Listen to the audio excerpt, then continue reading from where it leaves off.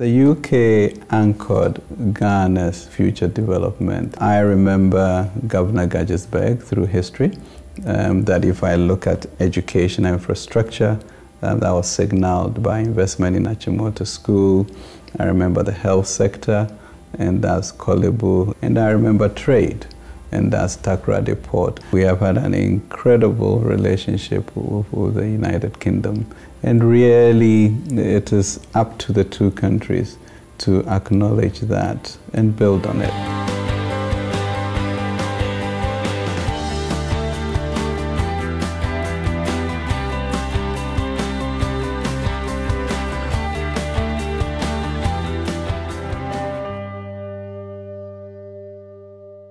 Ghana is a long-term play, and it is a long-term play because we represent really the pillar of stability in the region. The past 25 years of a stable democracy, safe and peaceful environment. Now you combine that with what we are doing with fiscal consolidation and macro stability, then you are beginning to see a regional hub. A regional hub meaning that our market is now going beyond our 30 million people to the 350 million people in the region, and therefore by establishing your enterprise here, you're going to have this capacity to service this region.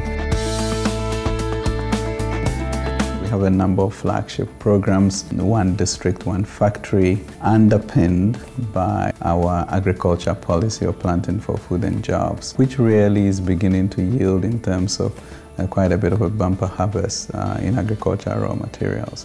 That then should lead to the basis for industrialization. So one district, one factory is supposed to pivot off of agriculture being a staple. And it is important because we import about $2.4 billion worth of food.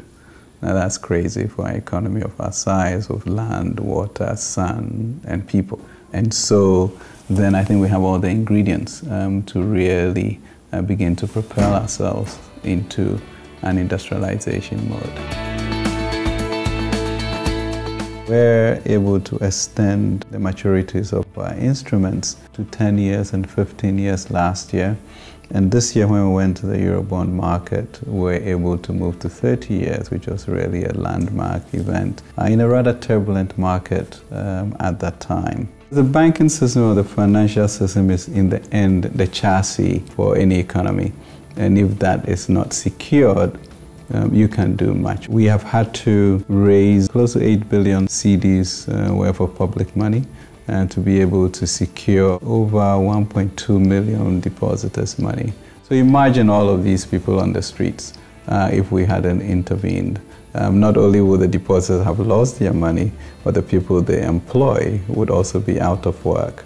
And then the banks too would have collapsed. So I think we are in good shape for cleaning the bank to make sure that we have a robust, stable and secure environment for the future. I think the world has seen our capacity, but we also have a history. And so there's always a certain degree of cynicism as to, well, is this thing going to continue?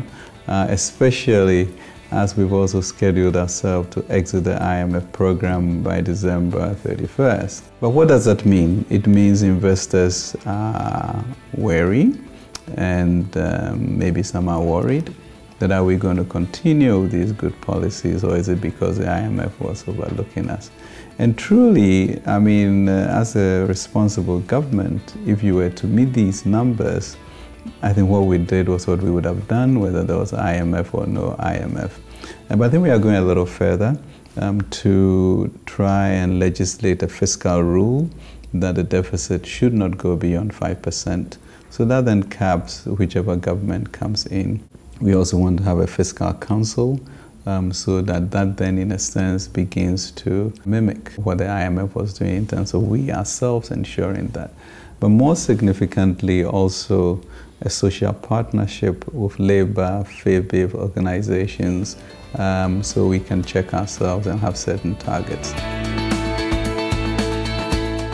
The UK is now having to look outward again with the issue of Brexit. And I think that's going to offer new opportunities for both countries, UK and Ghana. and therefore we really stand a chance to manufacture products that we can export there.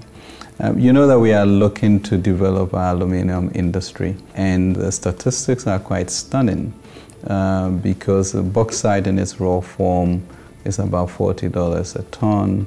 You move to alumina and it becomes $400 a ton. You move to aluminium and it's about $2,100 a ton. You move to tertiary and then you're getting about $6,000 a ton. That is, alloy wheels, etc.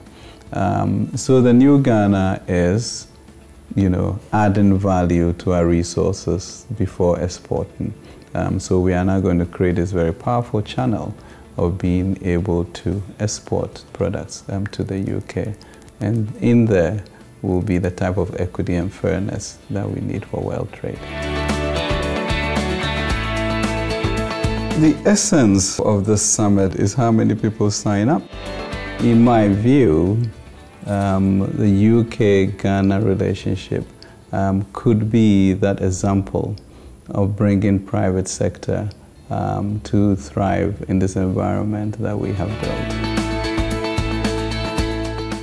Success for me, really, the centrality of it as I sit here is about the people. How do you create a self-confident society that is entrepreneurial, wealthy, and has the spirit of freedom, leadership, and a sense of destiny? And I think we can achieve it. We will win, we will thrive, and we will succeed. And we encourage you to come join us.